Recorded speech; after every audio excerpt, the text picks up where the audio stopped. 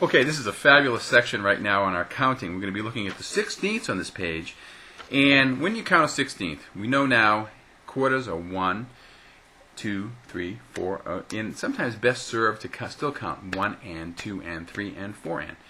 We have eighths, 1 and 2 and 3 and 4 and. Triplets, 1 and D, 2 and D, 3 and D4, because you're going to have 1 and D, 2 and D, 3 and D4 and D.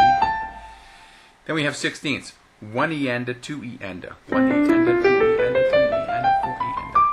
So what's happening is you have to divide that one beat into 4 parts, which makes it rather difficult. So it's best when you're working on this particular page to set your tempo not too fast that you can't apply yourself on the 16ths.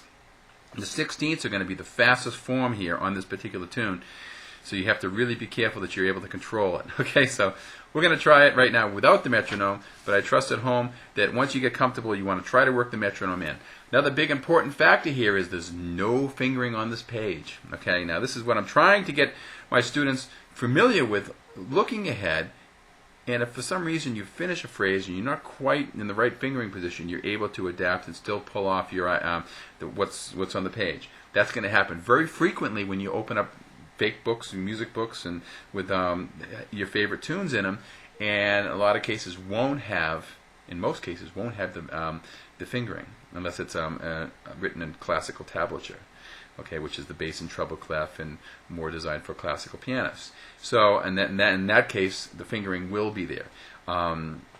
In general purposes for jazz playing and for popular playing, you're going to find the fingering not to be there, and it's a skill really you really want to get comfortable with. Okay, so what you're going to do here is, as you're looking at this page, feel free to put in some of your own little fingerings. Jot in some with a pencil. You can kind of keep track of what's going on here, and you can put a 5 here and a thumb here. Remember, your pinky's 5, thumb is 1, and you can work out your little fingering places. It's best to maybe take one little section at a time, get comfortable with it. Also work on it from the beginning to the end. So you can work on it 2 different ways. One more of a sight reading thing where you're reading from the beginning to the end. Or the other thing you could do is take one little 2-bar section and work it over and over and really get the speed going so it becomes under your hands. Left hand, you're seeing chords. You can play just the letter. Okay? Here we go. Let's try it.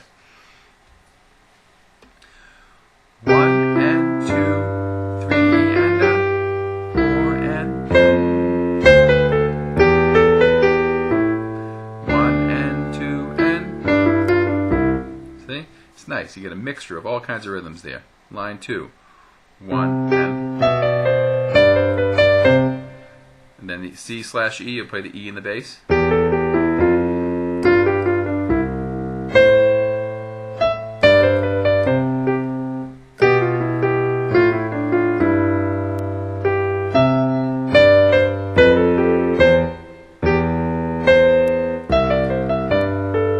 we go. 1 and.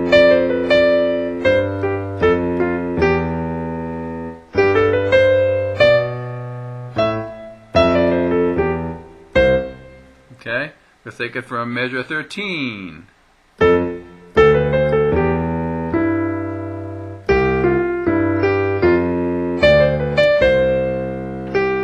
3 and 4. See the dotted quarters? 1 and 2 and 3 and 4 and. Now you don't want to rush those because all the other bars are so active. All of a sudden you get to a bar with a little bit of space there. You don't want to rush them. And then.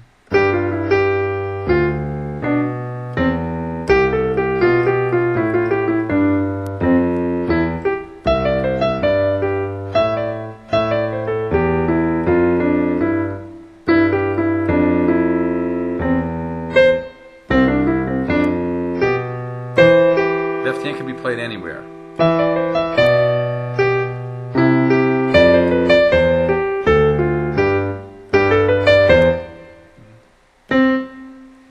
Okay, let's take the very last line.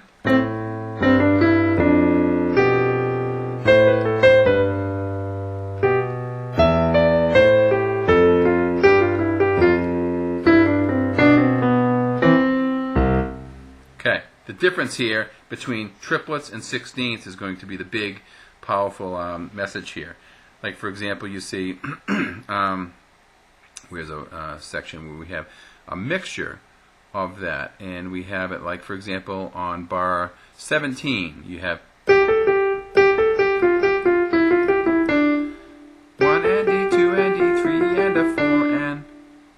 great. 1 and D, 2 and D.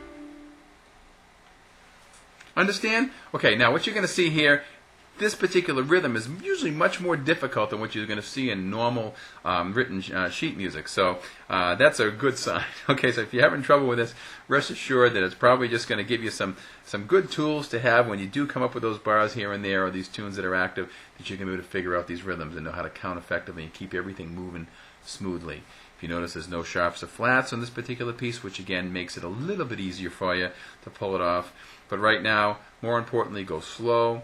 Be looking at this and really understanding clearly that when you see the 16ths, that you're not playing them at the same note value as a triplet or an eighth note. You want to make sure that you have clearly defined 1 and 2 and 3 and 4 and for the eighths, triplets 1 and D, 2 and D, 3 and D, and then you have 16ths 1 E and a 2 E and a 3 E and a 4 E and a. Okay, so you have those separation as the 16ths get faster. Triplets not quite as fast as the 16ths. You understand? Okay, keep everything lined up. Great page. It will give you a lot of tools to use in your everyday playing.